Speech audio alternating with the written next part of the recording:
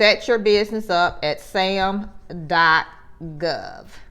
That's the place to be if you want to do contracts with the federal government as a prime contractor. Once you're registered and you have an active profile,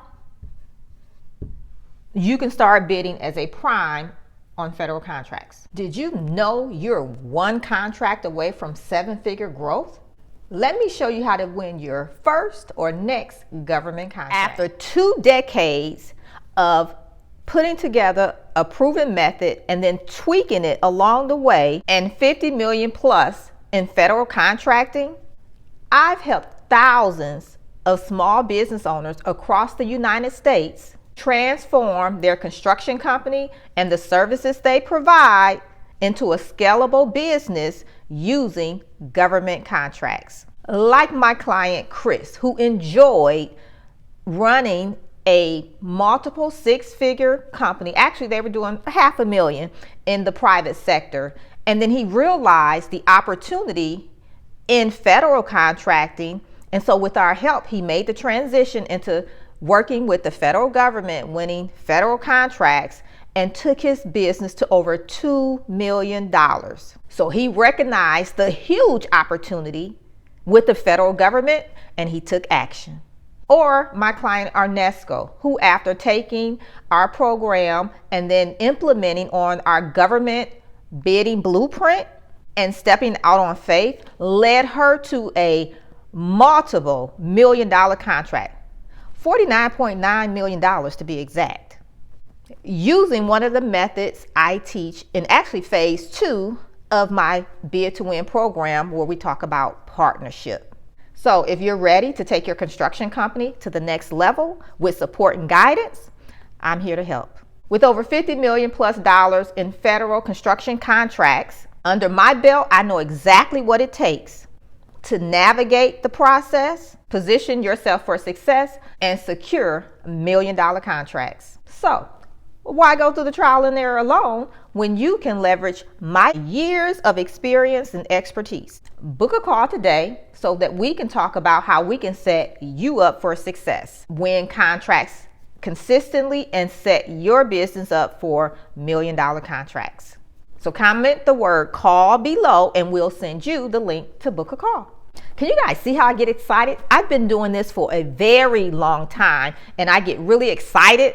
My adrenaline gets to flowing and I just get really pumped up when it's time to teach and train. That is my passion, teaching and training.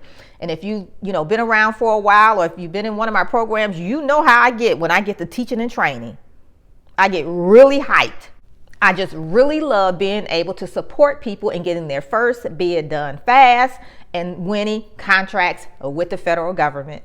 And I get really excited when I see them scaling their business from 6 figures to multiple 6 figures and on to 7 figures. Talk about changing the trajectory of a business and changing somebody's life.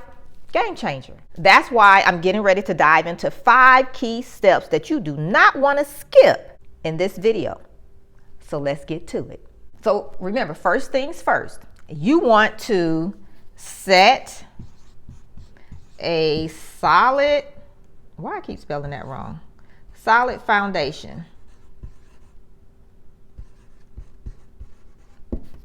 Okay. So that's the first thing, set a solid foundation. What does that look like? So the first thing is you're going to set your business up at sam.gov.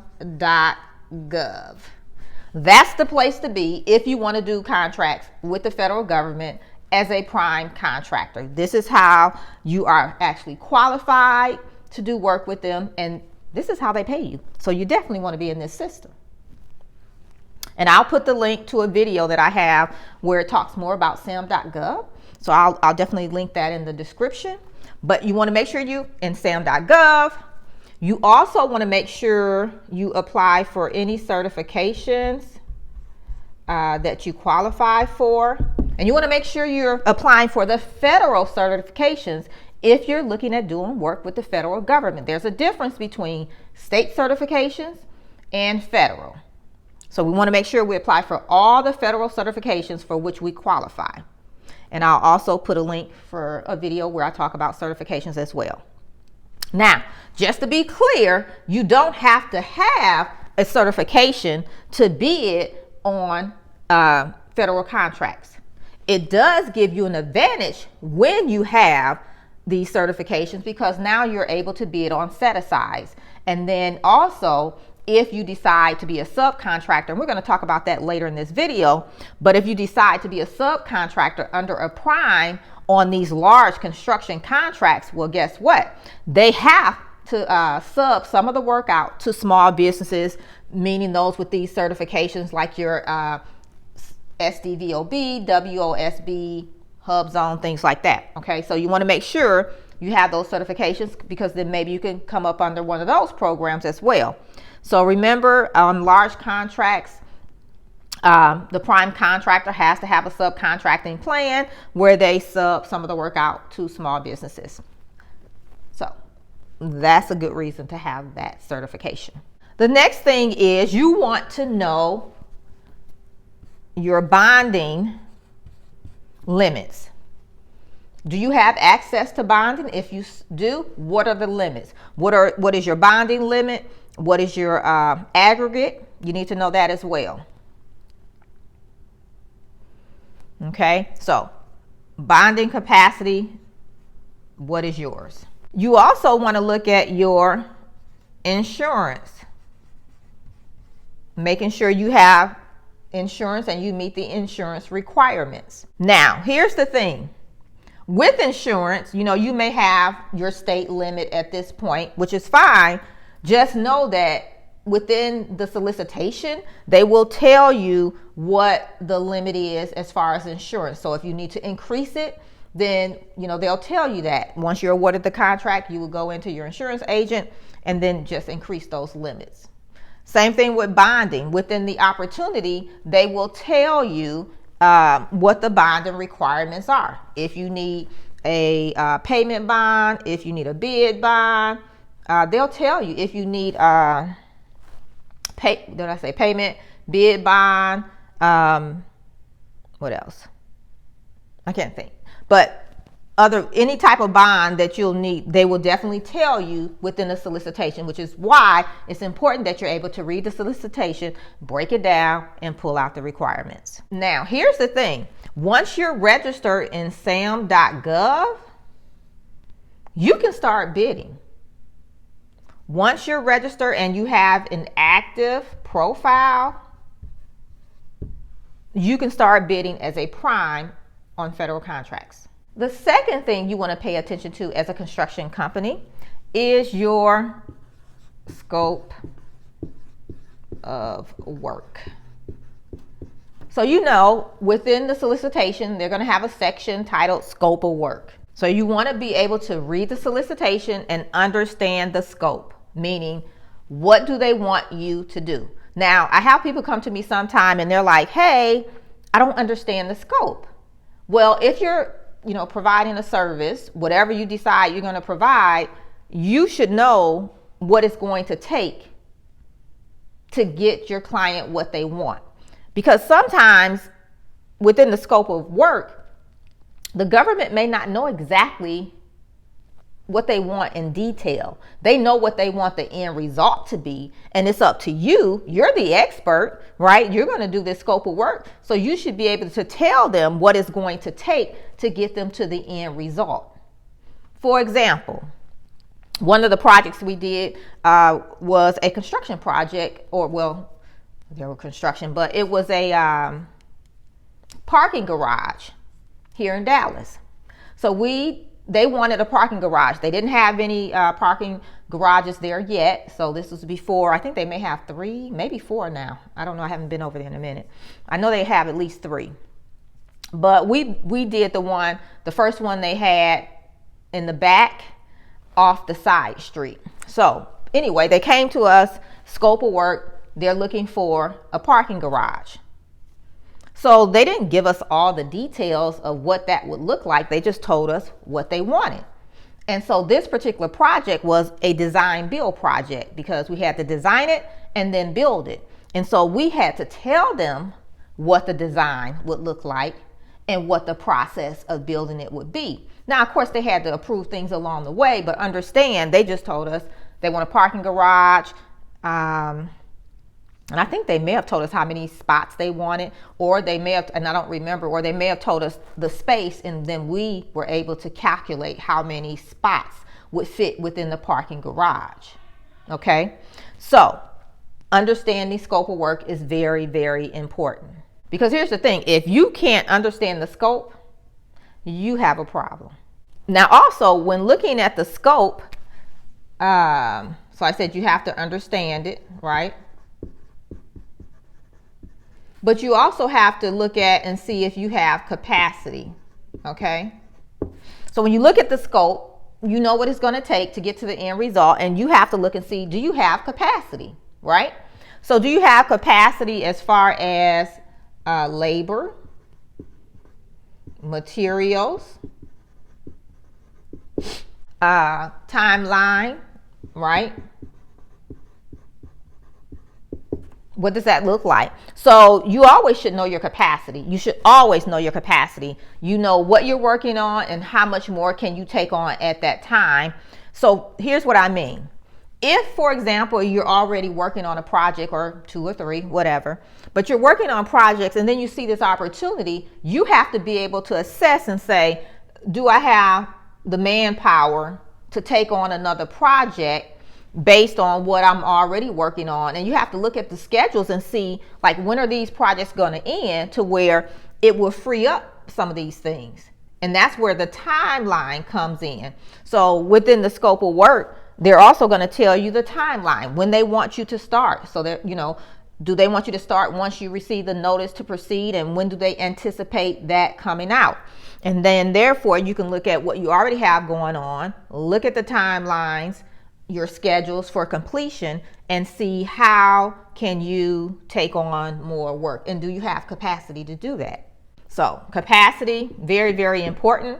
You should always know your capacity. Now, if you can't meet the scope, you still have to understand it, so we're not discounting that. But if you can't meet the scope as far as capacity, labor, materials, or timeline, you can definitely look at subcontractors, right?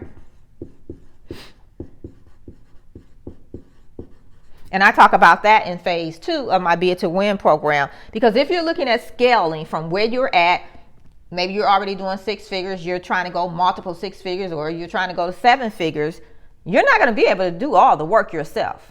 As you begin to grow and take on multiple projects at one time, you're going to have to use subcontractors. And remember, I said at a certain level, dollar value of a project, you're required to use subcontractors. So what is the key here? Start building your subcontractor base now. Start building it now. The third thing we want to talk about is pricing strategies. Okay. So, of course, you want to what? You know this. Bid to win. But you also want to be profitable.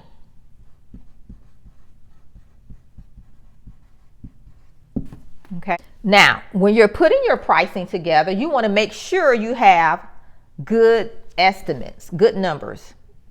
Okay. So you want good numbers, but you also want detailed numbers. Okay. Here's why. The reason you want detailed numbers, especially if you're using subcontractors to give you pricing, or you need to go to suppliers or vendors, is because when they give you detailed pricing, that lets you know that they've included everything within the scope of work. So that means you can look at their pricing and make sure they didn't leave anything out, so that their number that they gave you is actually a good number. Now, here's some of the things you want to make sure you're including in your cost, and that your subcontractors or whoever you're getting pricing from include as it relates to their part of the scope of work. So you want to make sure you include labor costs, okay, materials, If you're going to need permits, bonding, if that's required, it's not free, it is a cost.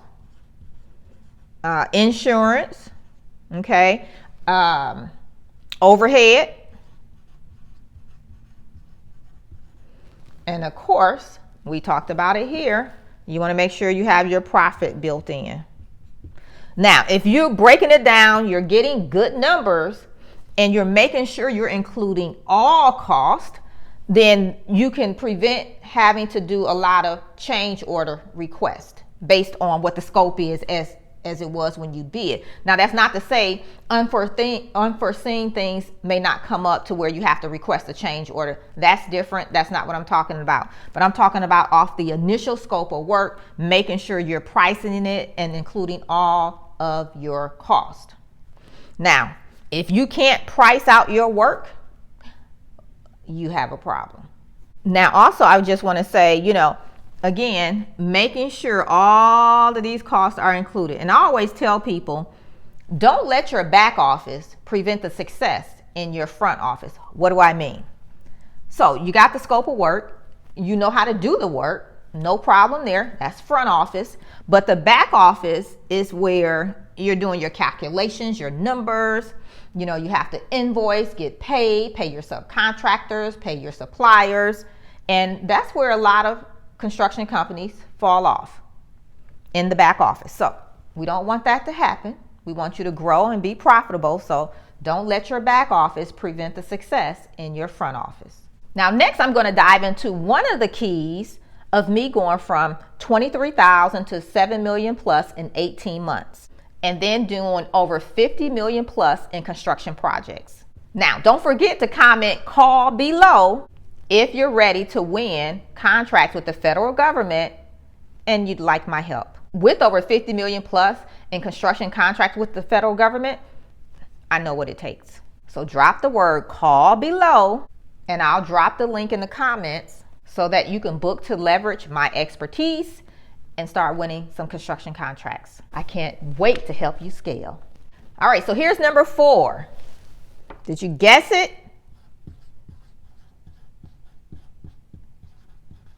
Profitable relationships.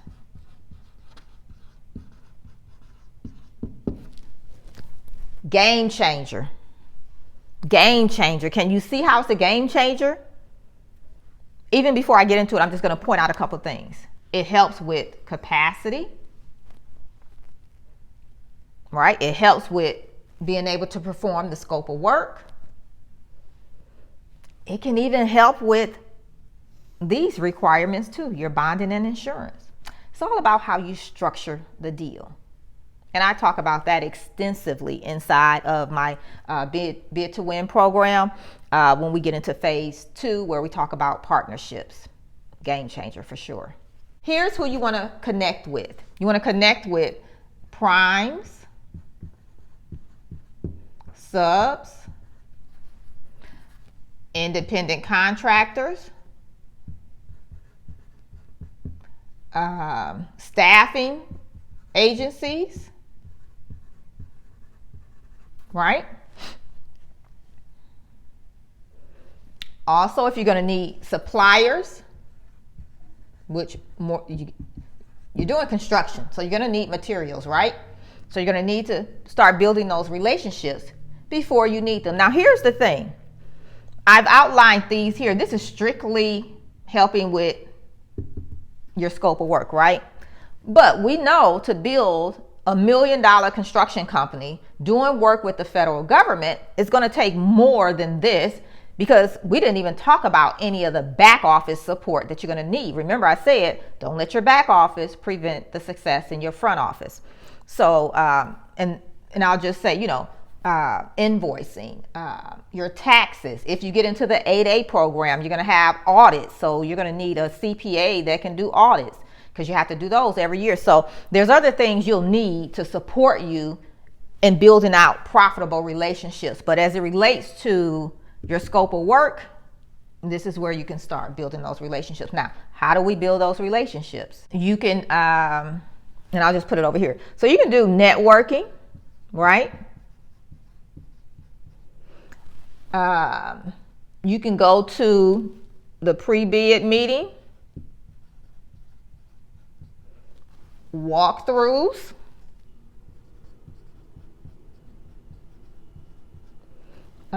your associations. So for example, if you're a GC, there's a General Contractors Association. If you do painting by the trades, there are associations as well. Government contracting events, right?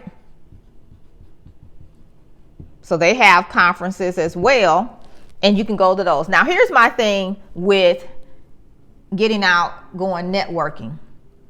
When you decide on where you're going to go, you want to make sure you have an agenda and a goal and a reason for going so that you can decide if it's beneficial for you to continue doing the same thing.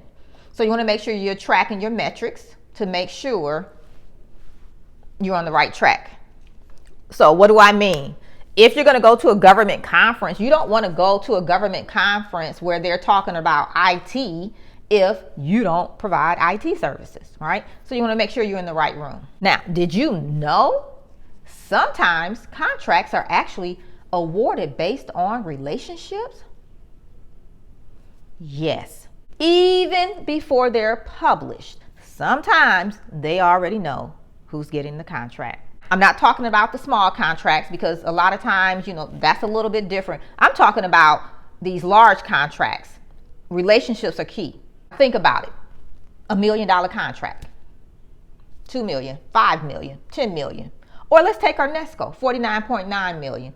Do you think just by having a conversation that she could get that contract? No. That's too much risk and liability on the table for them to just hand you a contract because they met you one time. That's why it's important to build relationships. One good relationship could be the game changer you need to scale your business from where you're at to $1 million contracts. Just one.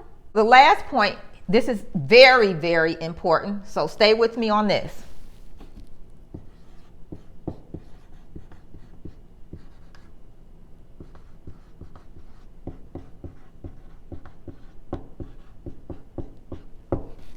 Start where you're at. What do I mean? You may be new to this. You may not have capacity for bonding or large projects. You may need to start as a subcontractor, and I told you some advantages to that. Build relationships with what? Primes. Large primes have to have what? A subcontracting plan, which means they're going to what? Sub some of the work out to subcontractors. So if you're not able to take on the projects yet as a prime because either they're too large or you just don't understand everything about navigating government contracting yet, start out as a subcontractor and then start building your business up so that you're ready and prepared for the next time. And remember, you don't have to go at it alone. You can definitely join us in Bid to Win, and we can get you set up and ready for being a prime with the federal government. Now, being a subcontractor, if that's where you're at, right, it will allow you to what? Build capacity, generate cash flow, build experience working on federal projects. And if you're smart, you'll also be building what? Relationships with the contracting officers, buyers, and ultimately you're building your business, putting it in a position to be a prime and have future success. So I want you to start with building what? A solid foundation. We know the importance of a solid foundation. We're in construction, right? If you don't have a solid foundation, what happens? Everything crumbles. So make sure you have a solid foundation, something that you can build on and that you can take to the $1 million mark. Always know your capacity and have a pricing strategy in place. This is my favorite. Build relationships that are mutually beneficial and outrageously profitable. I'm telling you, if you build the right relationship and it's mutually beneficial and profitable for all involved, you guys can ride that for years. You just have to find one and the right one. And trust me, it only takes 1 to 2 profitable relationships to change the trajectory of your business forever. And I'm talking about in a good way. So remember, start where you're at based on your capacity, your experience, and then build from there with a strategic plan. Part of that strategic plan should be learning what you don't know. Now, I always say, there's a lot of free resources out there and they're great for what they are. Just remember, it's a job. Some of them may never have had a business, so they don't get the other side of the table. And then just remember that they will answer your questions. But here's the problem. Most of the people that come to me that I've spoken with that come through my program, they say this. They all say the same thing.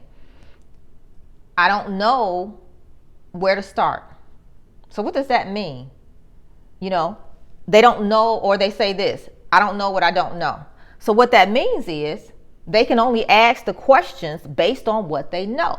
And so when you have these free resources, they answer the questions that you ask. Here's where I'm different. I give you answers to the questions you don't even know to ask. That's the game changer. How do I know that? Is because I was once in your shoes. I would use the free resources. Unfortunately for me, my personal experience, and some other people have had the same experience that they've shared. We go in, try to get help with the free resources, and we come out more confused than when we went in. Unfortunately for me, when I did that, I wasn't able to be at the opportunity because I was more lost when I left than when I went in there. So, just so you know.